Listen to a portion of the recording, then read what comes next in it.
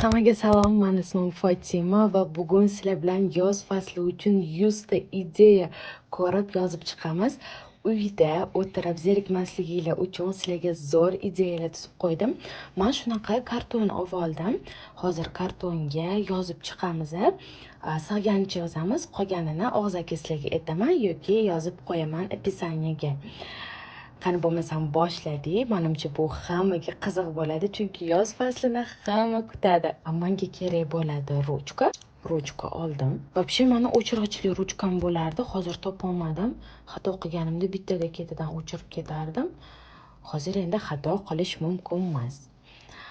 Demak, lineykada birinchi chizib olishimiz kerak. Lekin meni lineykam qani? Bu yerda topolmayapman. Shu uchun biz hozir ko'ramiz. Tak. Buni ochishim kerak.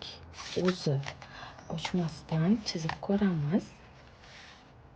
Yoki chizmaymizmi? Nima deb o'ylaysiz? Kelinglar chizamiz, akkuratliroq chiqadi. Hech chizgim kelmayapti. Birga paytlar hamma telefon bilan birga bo'lib qolgan, shu uchun telefondan ozgina chalg'ishimiz uchun ideyalar sizlarga ko'rib chiqdim. Bu ideyalar faqatgina kichkina qizlar emas, balki katta qizlar yoki o'g'il bolalarga ham ba'zi joylari to'g'ri, masalan, akalarga, ukalarga shu ideyalarni bersanglar bo'ladi. Bu yoqlariga nakleyka yopishtirmoqchiman yoki rasmlar chizmoqchiman, uni ham ko'ramiz. Vaqtimiz yetganicha.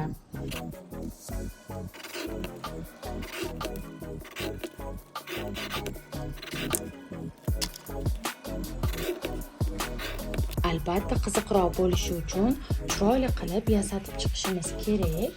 Hozir birga barcha konstovarlarni ishlatayotganimiz videodagina Pincolor, ya'ni bizani onlayn magazinimizdan xarid qilsanglar bo'ladi. Hamma yaxshi ko'rgan pushti rangdan foydalanamiz. Demak, yoz fasli.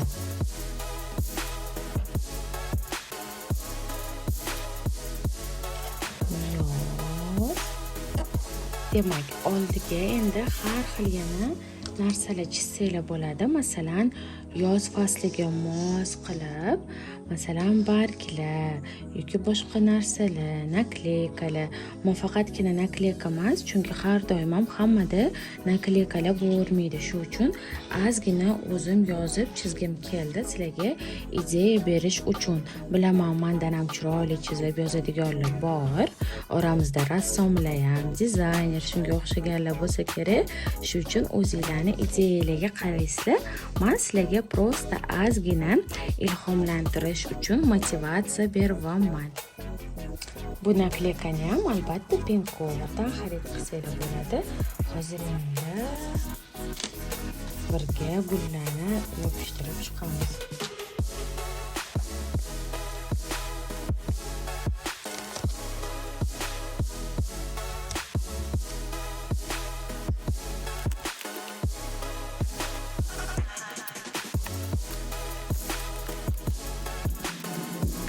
Uncha juda ham chiroyli chiqyapti. Endi oldilariga yasatamiz.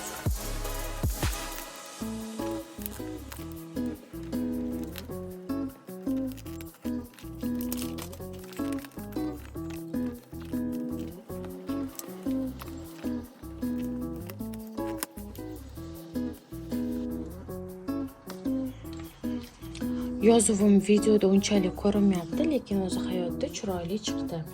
Demak, birinchi ideya. Hozir boshlaymiz. Men o'zimga qulay ruchka topib olishim kerak. Menimcha paka shu yerda yozsam kerak. Birinchisi, albatta birinchi bo'lib yangi hobbi. Masalan, yangi hobbiga tikish yoki to'qish, har xil narsalar kirishi mumkin. Shunga mana sizlarga yangi hobbi deb yozamiz. Yangi hobbi. Ikkinchisi, Bu masalan sport bilan shug'ullanish, masalan sport zaliga borsanglar bo'ladi, faqatgina ayollar uchun joyi bor, yoki o'zinglar uyda ham shug'ullansanglar bo'ladi. Men vaqtim ko'p bo'lmay qoladi, shu uchun YouTubedan video qo'yib uyda shug'ullanaman. Masalan ozg'in bo'lsanglar ham faqatgina ozish uchun emas, keyinchalik doim sog'lom bo'lib yurishinglarga bu juda ham katta foyda beradi. Shu uchun har kun ertalab yoki o'zinglarning vaqtinglarga albatta qarab, lekin желательно ertalab sport bilan обязательно shug'ullanishinglar kerak. Bu masalan yoz faslida o'zinglarni yangitdan yaratish. Uchinchisi bu masalan xonanglarni o'zgartirish, dekoratsiya qilish. Masalan o'zinglarning narsanglar, bloknotinglar, ruchkanglar bo'lmasa, u haqida Instagramda video ko'rsanglar bo'ladi. O'z qo'li bilan bloknot yasash, ruchka yasash hammasi bor. Chiroyli qilib xonanglarni rasmlar chiqartirib yoki devoringlarga qanaqadir chiroyli bantiklar qilib xonanglarni o'zinglar yengitdan o'zgartirsanglar bo'ladi.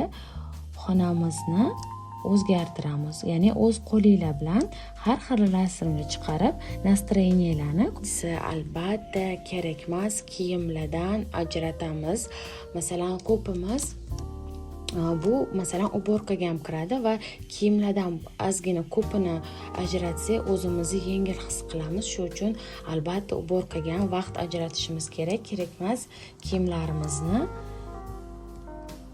kiyimlarimizni ajratamiz deymiz.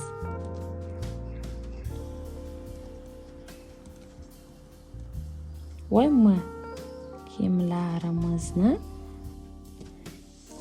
Keyingisi albatta yangi hobbi to'g'risida aytdik. Ko'proq suv ichishni odat qilamiz.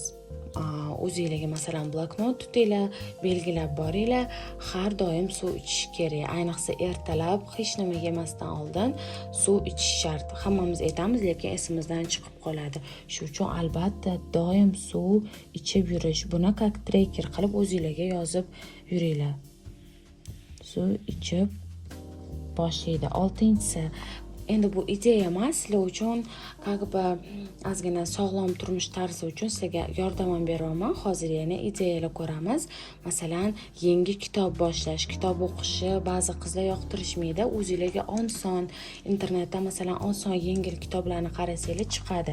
Yangi kitob boshlash yoki mana kitob doim o'qiydiganlar bo'lsa, yangi yo'nalishga kitob o'qishga o'tish, masalan boshqacha yo'nalishlarda yangi kitob o'qish, albatta foydali narsalar bilan shug'ullanishingiz kerak.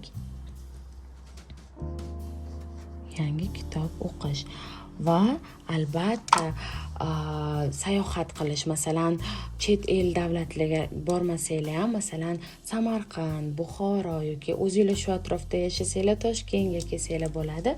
Shu uchun albatta oilaviy yoki yaqin insonlar bilan sayohat qilsanglar bu juda ham zo'r.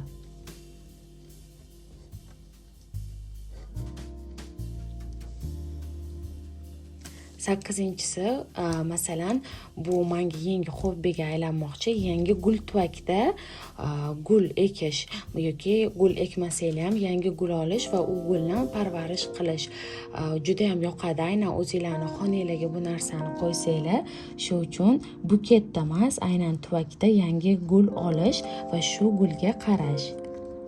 Gul olish.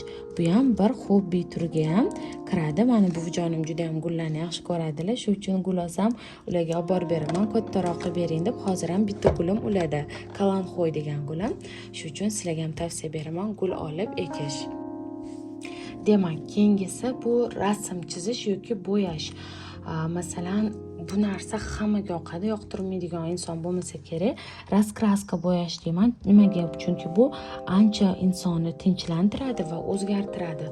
Masalan, sabrli qilishga o'rgatadi raskraska bo'yash. O'shaning uchun raskraskalar olib raskraska bo'yash. Bu faqatgina bolalar yoki tengdoshlar uchun emas, balki kattalarga ham foyda. O'shaning uchun kattalarga ham raskraskalar aynan bizning magazinimiz Pink Color'dan xarid qilsanglar bo'ladi. Keyingisi masalan yangi taomlar pishirish, masalan taom pishirish yoqtirmaydiganlar ham o'zinglar uchun masalan YouTube'da yoki boshqa joylarda ko'rsanglar bo'ladi. Hozir masalan har xil mevaga shokoladli qilsanglar bo'ladi. Masalan banan ustiga shokoladli qilsanglar bo'ladi. Shu uchun mazali taomlar pishirishni o'rganish oson o'zinglar uchun. Agar oson biladiganlar qiyin. Mazali taomlar.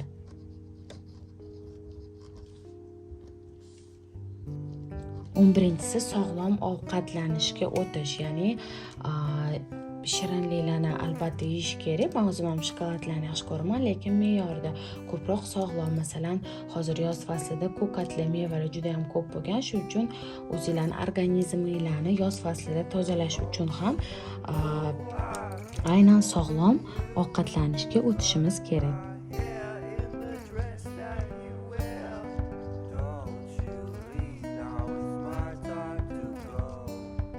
Sog'lom ovqatlanamiz.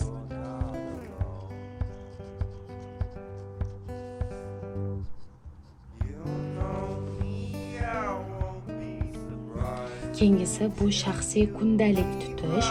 Bu juda ham kerak. Masalan, har kungi planinglarni yoki haftalik planinglarni yozib borsanglar, o'zingizlarga juda ham foyda bo'ladi va har xil narsalarni o'zingizlarda bo'lgan shaxsiy, masalan, rivojlanish hamma narsalarni aynan bloknotga yozib yursanglar, tezroq amalga oshishga yordam beradi. Ya'ni har bir o'qiganingizda sizlarga motivatsiya beradi. Kundalik tutish deyman.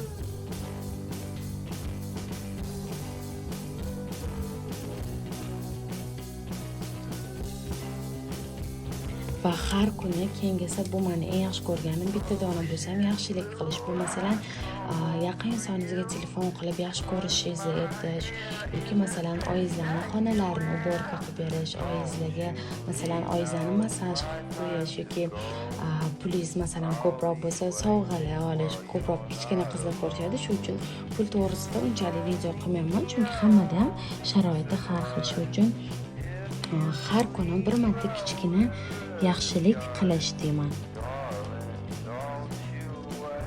Yaxshilik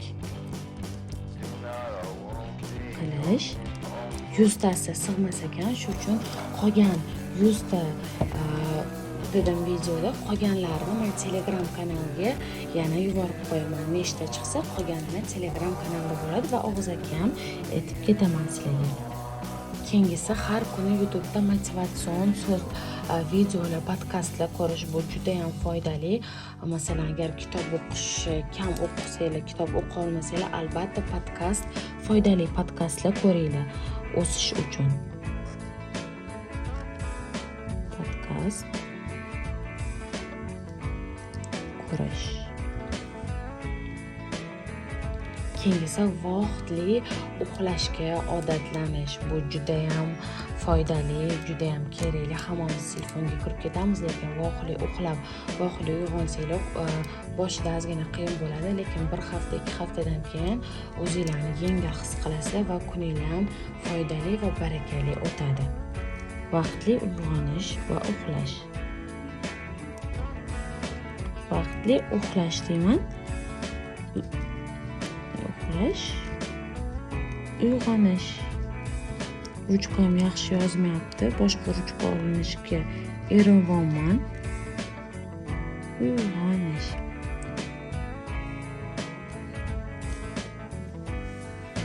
Va 16-si.